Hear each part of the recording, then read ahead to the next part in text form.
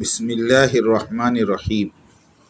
قسط نمبر 358، دعوتی کام کا سلسلہ۔ صحابہ کی دعوت کا حکم۔ حسن بصری رحمۃ اللہ علیہ کا تبصرہ۔ حضرت عمر فاروق کا فرمان۔ مناقب عمر۔ حضرت ابن القیم ابن الجوزی کا تبصرہ۔ مدارس کے طلباء کے لیے، علماء کے لیے، عوام کے لیے ترکی کی کارگزاری خیر امت میں شمار۔ دعوتی کام اور اس کا اسلوب۔ الحمدللہ وحدہ والصلاة والسلام علی من لا نبی بعدہ، اما بعد۔ دعوتی کام کا سلسلہ۔ ایمان اور دعوت ایمان سے حضور صلی اللہ علیہ وسلم کی نبوی زندگی کی ابتدا ہوئی اور لوگ آہستہ آہستہ حلقہ بگوش اسلام ہوتے رہے، اور جو بھی اسلام میں داخل ہوتا وہ اپنے نبی کے نقش قدم پر چلتا اور اپنے نبی صلی اللہ علیہ وسلم کے شانہ بشانہ دعوت ایمان دیتا، اور اس دعوتی محنت کی وجہ سے تکالیف اور مشقتیں برداشت کرتا، اور اسی طرح اپنے ایمان اور یقین کی مضبوطی میں ترقی کرتا۔ لوگوں کی مخالفت کو جھیلنا، بھوک پیاس برداشت کرنا، یہاں تک مار پٹائی بھی ہوا کرتی تھی، لیکن ایمان اور یقین میں ترقی ہی ہوتی تھی۔ پھر آہستہ آہستہ لوگ آتے گئے اور امت بنتی گئی۔ دعوتی محنت کی بھٹی ہی میں ایمان پکے گا۔ جس طرح نماز میں خشوع اور خضوع پیدا کرنے کے لیے نمازیں پڑھنی پڑے گی، بغیر نماز پڑھے خشوع اور خضوع پیدا ہو ہی نہیں سکتا، یہی حال ایمان کا ہے۔ ایمان اور یقین کو مضبوط کرنے کے لیے دعوت دینی پڑے گی، بغیر دعوت دیے ایمان اور یقین کا مضبوط ہونا ممکن نہیں۔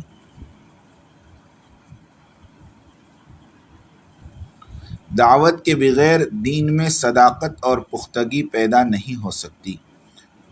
حضرت حسن بصری رحمۃ اللہ علیہ فرماتے ہیں کہ دین میں اللہ کی محبت اور اس کی عبادت اور اس کی اطاعت میں صدق و صفا کی کیفیت لازمی ہے، اور یہ کیفیات ان امور کی دعوت دیے بغیر حاصل نہیں ہوں گے، کیونکہ جو اللہ کو محبوب رکھتا ہے وہ اللہ کی ہر چیز کو محبوب رکھتا ہے، اور یہ یقینی بات ہے کہ اللہ کو اپنے بندے اور ان کی سرخروئی بہت پسند ہے، اور اسی طرح اللہ کو جو چیز پسند نہ ہو وہ اس کے چاہنے والے کو بھی پسند نہ ہو، اور یہ یقینی بات ہے کہ اللہ اپنے بندوں کو تباہ و برباد کرنا ہرگز پسند نہیں کرتا، اور یہ بھی سبھی جانتے ہیں کہ انسانوں کی فلاح و بہبودی دین میں ہے اور تباہی اور بربادی بے دینی میں ہے۔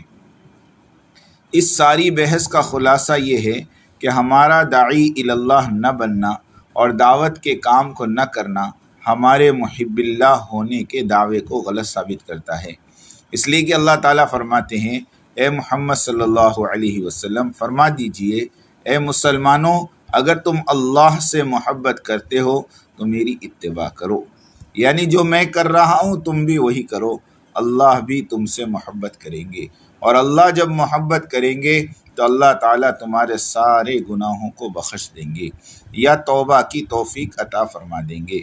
اسی لیے کہا جاتا ہے کہ دعوتی کام پر نکلنے والے کے پہلے قدم پر گناہوں کو بخش دیا جاتا ہے۔ اللہ تمہارے گناہوں کو بخش دے گا اور اللہ خوب بخشنے والا ہے۔ فائدہ: نبی کے کیے کو کرنا اسے اتباع کہتے ہیں، اور نبی کے کہے پر چلنا اسے اطاعت کہتے ہیں۔ نبی کا کام دعوت ہے، اور جو کچھ نبی کہے اس پر عمل کرنے کو اطاعت کہتے ہیں۔ اگلی آیت میں اسی اطاعت کا تذکرہ ہے، قُلْ اطیعوا اللہ والرسول فَإِن تَوَلَّوْا فَإِنَّ اللَّهَ لَا يُحِبُّ الْكَافِرِينَ۔ کہہ دیجئے کہ اطاعت کرو اللہ کی اور رسول کی، اور اگر یہ منہ پھیر لیں تو بے شک اللہ کافروں سے محبت نہیں کرتا۔ داعی کا اتباع اور اطاعت میں فرق سمجھنا نہایت ضروری ہے۔ اتباع اور اطاعت کے درمیانی فرق کو جانے بغیر داعی اللہ کی بصیرت میں وہ پختگی نہیں آنے کی جس کی اسے ضرورت ہے، ورنہ وہ دعوتی ذمہ داری کو بھی عام عبادت اور طاعت کے پلے میں رکھ کر تولے گا، اور جس طرح عبادات میں سہولتیں اور رخصتیں رکھی گئی اسی طرح اپنی دعوتی محنت میں بھی سہولتوں اور رعایتوں کو مد نظر رکھے گا اور جفاکشی اور قربانی سے دور بھاگے گا۔ پھر داعیانہ سوچ عابدانہ سوچ میں بدلتی چلی جائے گی، اٹھاتا داعیانہ شان کے ساتھ مگر کھو گیا عابدوں اور زاہدوں میں۔ داعیانہ سوچ اور فکر کا رخصت ہونا اور اس کی جگہ عابدانہ اور زاہدانہ سوچ کا بسیرا کر لینا، یہی داعی اللہ کی حقیقی موت ہے۔ مذکورہ بالا عبارت کو بار بار پڑھیں۔ ابن جریر رحمۃ اللہ علیہ فرماتے ہیں، اللہ تعالیٰ نے اپنے نبی کا ذکر کرتے ہوئے فرماتے ہیں، اے محمد صلی اللہ علیہ وسلم کہہ دو کہ یہ میرا راستہ ہے، یعنی یہی دعوت اللہ اور یہی طریقہ جس پر میں گامزن ہوں، وہ یہ کہ میں اللہ کی وحدانیت کو اور اس کی عبادت کی طرف بلاؤں اور وہ جو میرے متبعین ہیں۔ خلاصہ کلام یعنی ہم نہج نبوی پر دعوت دیں جس طرح حضور علیہ السلام نے دی ہے، عمومی طرح سے نہج نبوی اور صحابہ والی دعوت، لوگوں کے پاس جا کر ان سے مل کر ملامت کرنے والوں کی ملامت سے بے پرواہ ہو کر اس احساس و تفاخر اور خوشی کے ساتھ کہ میں حضور صلی اللہ علیہ وسلم کا متبع ہوں اور حضور صلی اللہ علیہ وسلم والا کام انجام دینے کی کوشش کر رہا ہوں جس کا اللہ نے مکلف بنایا ہے۔ فائدہ، دعوت اللہ وہی ہے، صرف زمانہ بدلا ہوا ہے۔ 1400 سال قبل اس میدان میں کاملین تھے اور اب ہم ناقص لوگ میدان میں کھڑے ہیں۔ کام وہی ہیں، اثرات بھی وہی ہیں، اجر و ثواب بھی وہی ہیں، بلکہ ایک صحیح حدیث میں 50 صحابہ کا اجر لکھا ہوا ہے۔ سیرت طیبہ والی دعوت و محنت کے اثرات۔ امیر محترم حضرت مولانا سعد صاحب زیدہ مجدہ کی سیرت طیبہ والی دعوت کے تحت صرف 3 سہمائی مشورے انڈیا کے صوبوں والے کے ہوئے اور ان 3 سہمائی مشوروں سے اللہ کے راستے میں نکلنے والی جماعتیں تقریباً 25 سے 30 ہزار کی عدد تک پہنچ گئی۔ اس سے پہلے کے سہمائی مشوروں میں موجودہ عدد کا 20واں حصہ بھی نہیں نکلتا تھا۔ اللہ فہم اور ثبات کی قدم کی دولت سے مالا مال فرمائے۔ ابلاغ اور تبلیغ 2 علیحدہ علیحدہ باتیں ہیں۔ دین کی باتوں کو 1-2 مرتبہ لوگوں تک پہنچا دینا اسے ابلاغ کہتے ہیں، اور دین کو انسانوں کے اندر اتارنے کی لامتناہی کوششوں کو تبلیغ کہتے ہیں۔ تبلیغ باب تفعیل سے ہے، بلغ یبلغ تبلیغا، بہت پہنچانا۔ حضور صلی اللہ علیہ وسلم ابو جہل کے پاس اتنی بار گئے کہ اس نے ہاتھ جوڑ کر کہا، اے بھتیجے میری جان چھوڑ، اگر رب نے پوچھا تو میں کہہ دوں گا کہ تو نے پہنچانے کا حق ادا کر دیا۔ اس محنت کے سوا کوئی چارہ نہیں، اس لیے کہ یہ آپ کی اپنی اکیلی ذات کا مسئلہ نہیں ہے، بلکہ آپ کی اور آپ کے اپنے بیوی بچے اور خاندان اور قبیلے والوں کے ایمان اور یقین کا بھی مسئلہ ہے، اور اس سے آگے بڑھ کر آپ کو سارے انسانوں کے ایمان اور یقین کے بارے میں بھی سوچنا ہے، اس لیے کہ آپ کو اس بات کا مکلف بنایا گیا ہے۔ آپ کے نبی خاتم الانبیاء ہے اور آپ صلی اللہ علیہ وسلم کے بعد قیامت تک کوئی نبی نہیں آنے والا۔ پہلے ہر قوم میں نبی بھیجے گئے، ہر قوم کے لیے رہبر یعنی نبی بھیجے گئے۔ حضرت یونس علیہ السلام کو 1 لاکھ یا اس سے کچھ زیادہ انسانوں کی طرف نبی بنا کر بھیجا گیا تھا۔ حضرت یونس علیہ السلام بڑے ہی اونچے درجے کے نبی تھے۔ حضور اکرم صلی اللہ علیہ وسلم نے فرمایا کہ جس نے مجھے یونس ابن متا سے افضل کہا وہ جھوٹا ہے، صحیح حدیث ہے۔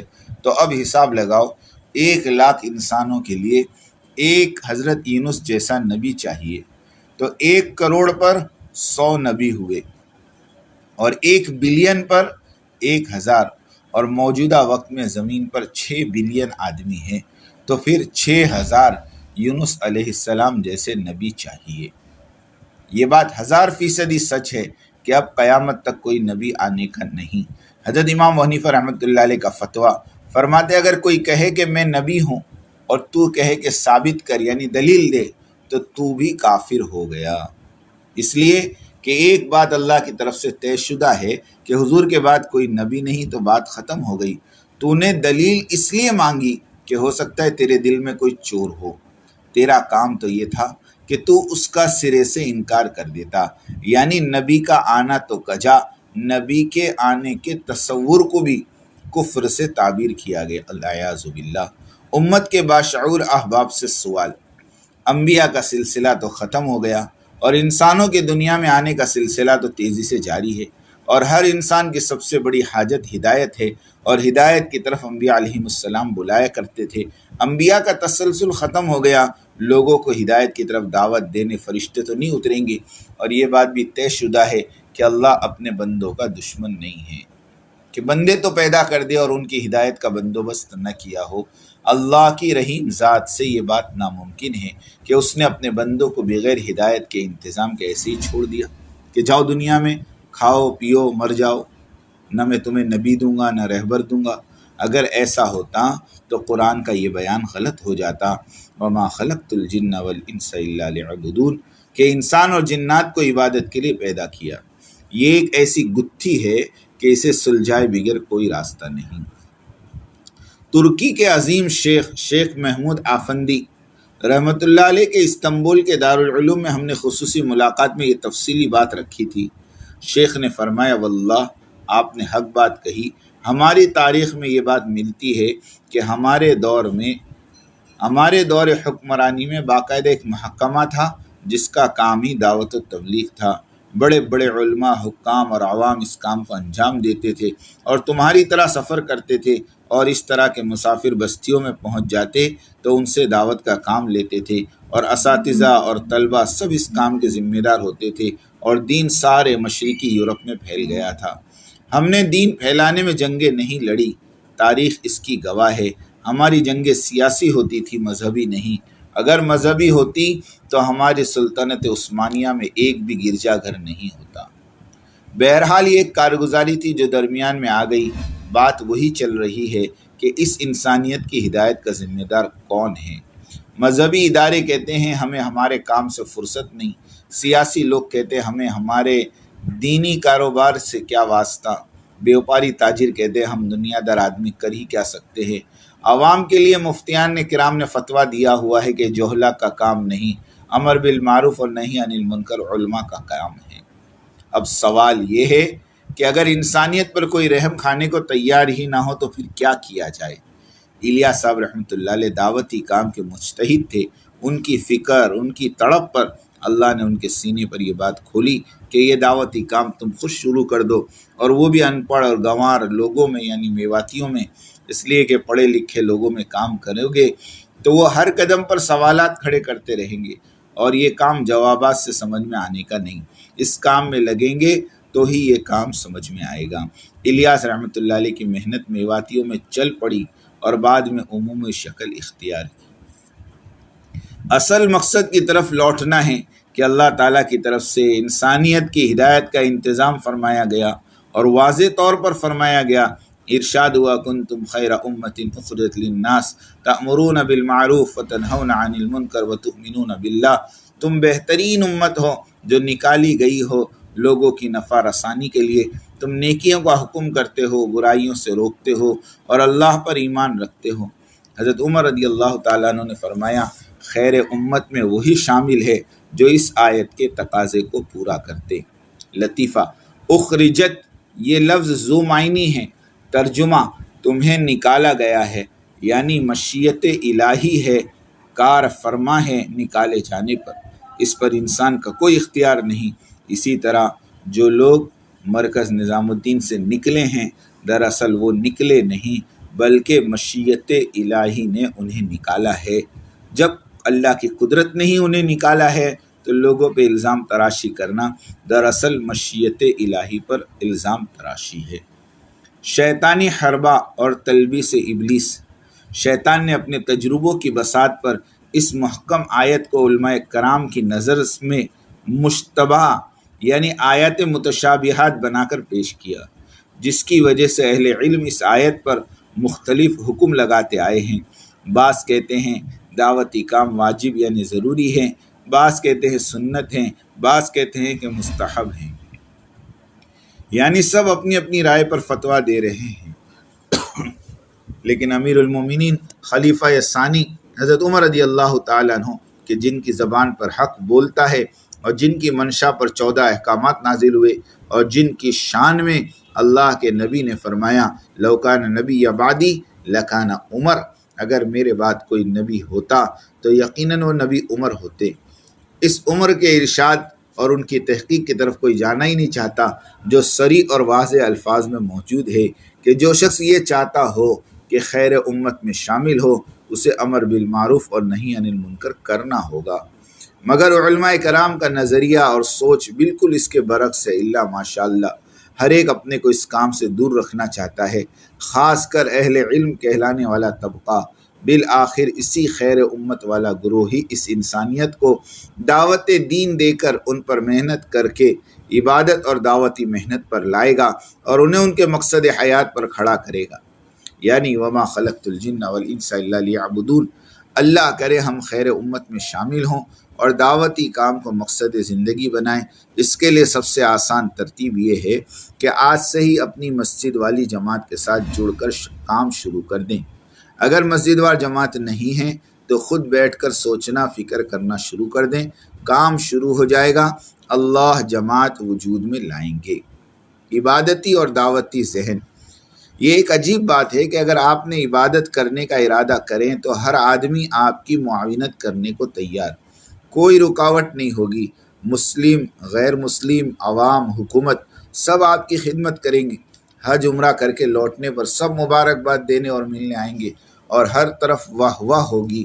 لیکن یہی بندہ عبادت کے ساتھ ساتھ دعوت اللہ کا کام شروع کر دے تو یہی معاشرہ اس کے خلاف نہیں تو کم از کم اسے دوسری نظر سے دیکھنے لگے گا، اس سے دل بستگی اتنی نہیں رہے گی جتنی پہلے تھی۔ حضور صلی اللہ علیہ وسلم نے پیشن گوئی فرمائی تھی کہ دین اجنبی آدمی کی طرح آیا اور عنقریب اجنبی ہی کی طرح ہو جائے گا۔ خوشخبری ہے اجنبیوں کے لیے، جب دین اور دعوت دین انسانوں کے سامنے آنے لگے تو لوگ دین اور دعوت دین کو دم بخود اور حیران ہو کر دیکھتے تھے۔ پھر دین پھیلا اور خوب پھیلا، یہاں تک کہ لوگ اس کے عادی ہو گئے اور دین ان کی نگاہ میں کوئی نئی چیز نہیں رہی، اور پھر آہستہ آہستہ دعوتی کام ختم ہونے لگا۔ لوگ دعوتی دین کے اہم فریضے میں سستی کرنے لگ گئے، جس کی وجہ سے دین کا دائرہ گھٹنے لگا، جغرافیاتی طور پر بھی اور عملی طور پر بھی۔ یعنی جب دعوت چلتی تھی تو نماز تہجد بھی نہیں چھوٹتی تھی اور سنتوں کا اور اسلامی آداب پر عمل کرنے کا عام رواج تھا، اور جب دعوتی کام میں کمی آئی تو سنتیں تو دور کی بات ہے، فرائض بھی جاتی رہی اور لوگ منمانی زندگی جینے کے عادی ہو گئے۔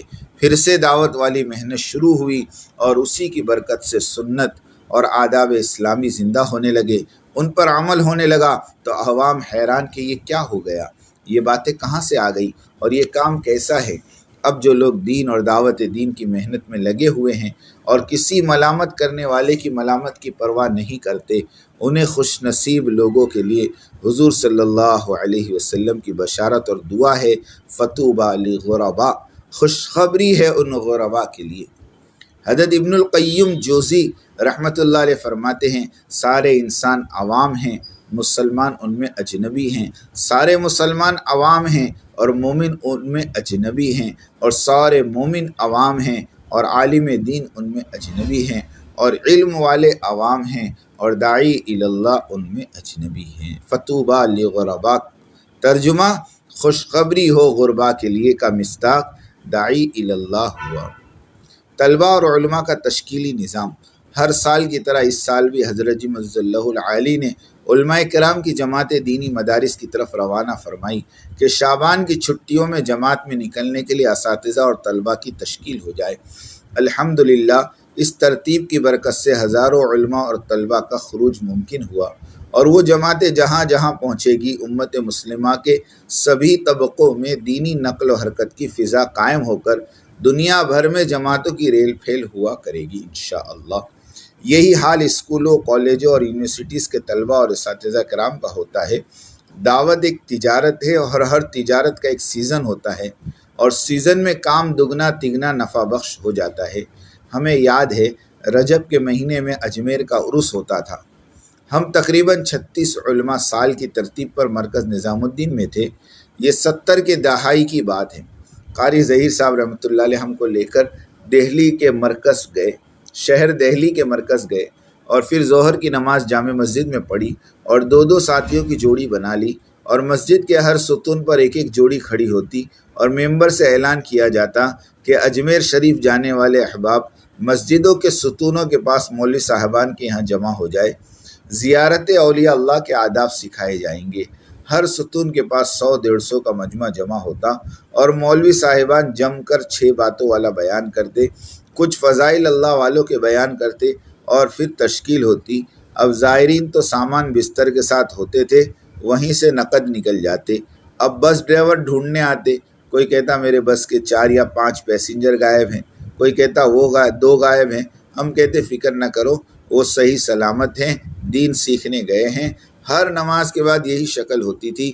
2 ہفتوں کے اس پروگرام سے ہزاروں ساتھیوں کی زندگیاں بدلی اور وہ لوگ دعوتی کام پر کھڑے ہو گئے۔ الحمدللہ۔ طلبہ سے گزارش، علم دین کا حاصل کرنا ایک تو عمومی طریقے سے ہوتا ہے جیسے مدارس میں عام رواج ہے، مگر تبلیغ میں وقت لگانے پر یہ داعیہ پیدا ہوتا ہے کہ مجھے انبیاء والی دعوتی محنت کرنا ہے۔ تو اب طالب علم قرآن، حدیث اور فقہ پڑھے گا تو دعوتی لائن کی آیات و تفاسیر، دعوتی لائن کی احادیث، دعوتی لائن کے فقہ مسائل کو لگن کے ساتھ پڑھے گا اور اس سے اپنے کام کی باتیں اخذ کرے گا اور انہیں ایک ڈائری میں علیحدہ سے جمع کرے گا۔ پھر دوبارہ جماعت میں نکلے گا تو اس ذخیرے معلومات کو دعوتی عمل میں لائے گا۔ اس طرح اس کی داعیانہ شخصیت روز بروز ابھرتی رہے گی اور جب مدرسے سے فارغ ہو کر نکلے گا تو ایک عظیم اور محقق داعی بن کر نکلے گا اور ساری دنیا میں چل پھر کر دعوتی محنت کے ذریعے دین پھیلائے گا۔ اگر جماعت میں نہیں نکلا، ذہن نہیں بنا، فکر نہیں لگی تو عام طلبہ کی طرح یہ بھی فراغت پائے گا، مگر اس داعی کی طرح سے اس کی ایمانی اور علمی شخصیت نہیں ہوگی۔ سائنس کا طالب علم پڑھنے کے زمانے ہی سے ریسرچ یعنی تحقیق کرنے والا ہوتا ہے، ڈگری لینے تک سائنٹسٹ ہو جاتا ہے، اس لیے کہ وہ مقصد بنائے ہوئے تعلیم حاصل کرتا ہے۔ اسی طرح داعی بن کر رہنے کے مقصد سے قرآن اور حدیث اور فقہ کی تعلیم حاصل کرو گے تو سائنٹسٹ کی طرح تعلیمی زمانے ہی سے تحقیقی ترتیب پر لگ جاؤ گے۔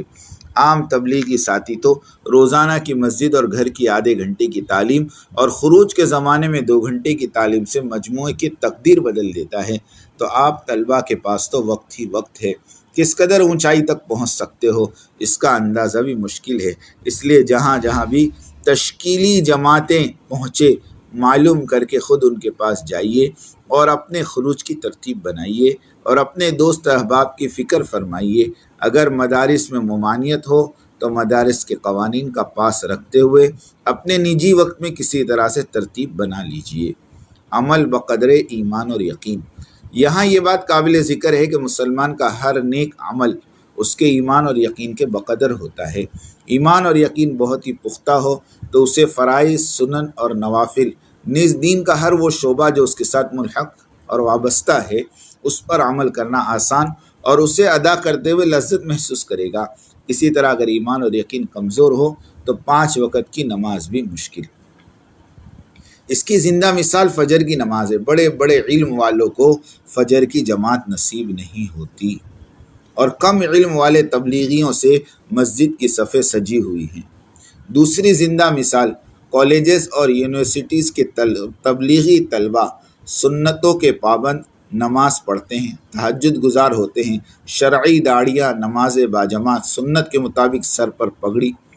اور دینی مدارس کے طلبہ میں جو تبلیغ میں لگے ہوئے ہیں ان سے کوئی سنت نہیں چھوٹتی اور جو تبلیغ سے دور ہیں ان کو زبردستی نماز پڑھوانی پڑتی ہے۔ آخر کیوں؟ اس کی ایک ہی وجہ ہے، وہ ہے دعوتی محنت سے دوری، کہ دعوت کی محنت سے ایمان اور یقین بڑھتا ہے، دل کی زمین نرم ہوتی ہے، اعمال کی حرص پیدا ہوتی ہیں۔ اس لیے صحابہ کہتے تھے تعلمنا الایمان ثم تعلمنا القرآن، ہم نے پہلے ایمان سیکھا پھر قرآن، یعنی دعوتی محنت کے ساتھ قرآن سیکھتے تھے۔ عقل مند خباز یعنی روٹی پکانے والا گرم توے پر روٹی ڈالتا ہے، ٹھنڈے توے پر روٹی نہیں پکتی۔ پہلے اکابر دعوت والی جوہد کی بھٹی میں طلبہ کے ایمان کو گرماتے تھے، پھر علوم قرآن سکھاتے تھے اور علم طالب علم کو عمل پر ڈالتا تھا۔ افراد اسی ترتیب سے بنے ہیں۔ بعد میں دعوت والی محنت کو درمیان سے نکال دیا تو طلبہ بے عملی اور مغروریت کا شکار ہو گئے، یہاں تک کہ اسلاف کی شان میں گستاخیاں تک کرنے والے بن گئے۔ صحابہ کو نحن رجال وہم رجال کہتے ہیں، اچھے برے کی تمیز ختم ہو گئی۔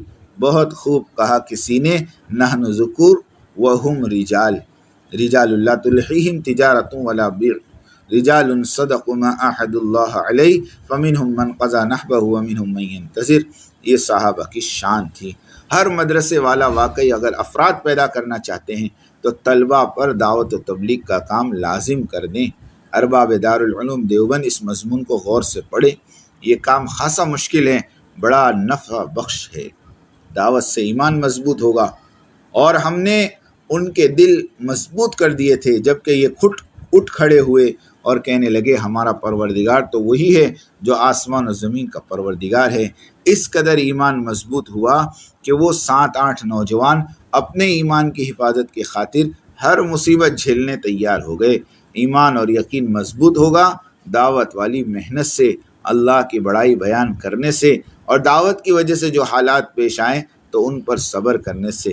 خطبہ اور واعظین سے گزارش ہے، اللہ نے جنہیں علم دین سے نوازا ہے ان سے گزارش ہے کہ وہ عوام الناس کو دین اور ایمان اور دعوت دین کی اہمیت کو کھول کھول کر سمجھائیں تاکہ لوگ دعوت دین کی محنت پر کھڑے ہوں اور اپنے ایمان اور یقین میں مضبوطی پیدا کریں۔ پھر انہیں شرک اور بدعات کی تفصیل بتائیں۔ ایک آدمی کو وضو ہی کا پتہ نہیں اور ہم اسے نواقض وضو بتانے بیٹھ جائیں تو کیا فائدہ؟ اس وقت تعمیری باتوں کی اور بیانوں کی ضرورت ہے۔ اللہ امت مسلمہ کو توحید اور وحدت سے نوازے، آمین۔ وآخر دعوانا ان الحمد للہ رب العالمین۔ بات توجہ سننی پڑے گی، بہت توجہ سننی پڑے گی۔ تم بات کو غلط مطلب نکالو گے اپنے ذہن سے، تو میرے ذہن میں جو مطلب ہے اس پہ غور نہیں کرو گے۔ یہ بڑی مصیبت ہے اس زمانے میں۔ بجائے جو میں چاہتا ہوں اس طرف توجہ کرنے کے، اپنے دماغ میں جو کچھ لیے بیٹھے ہو اس کو غلط رخ پر لے جاؤ گے۔ سنو غور سے۔ بات کو سمجھنے کے لیے سب سے پہلے آدمی اپنے ذہن کو اور اپنے برتن کو اعتراض اور تردد اور اشکال سے خالی کرے، اس لیے کہ اگر کسی بات کو بھی مفہوم مخالف اور کسی بات کو بھی کسی دوسرے عمل کی تردید یا اس کی تنقیص یا اس کی افادیت کو کم سمجھنے کے سوء ظن کے ساتھ سنا گیا، نفع کی باتوں سے نقصان ہونا یقینی ہے۔ اس لیے سب سے پہلے ہم اس کی نیت کریں، پوری بات سنیں گے، آگے پوری بات نقل کریں گے۔ آدھی سننا یہ بھی دین دعوت کے لیے ناقص، اور آدھی بات کا نقل کرنا یہ تو بڑے فساد کا ذریعہ ہے۔ اس لیے بہت توجہ کے ساتھ بات سننی ہے۔ اور اگر آپ نے ابھی تک ہمارا چینل سبسکرائب نہیں کیا تو فوراً سبسکرائب کیجئے، ساتھ ہی بیل آئیکن پر کلک کریں تاکہ مزید آنے والی ویڈیو ہیں وہ آپ کو وقت پر ملتی رہیں۔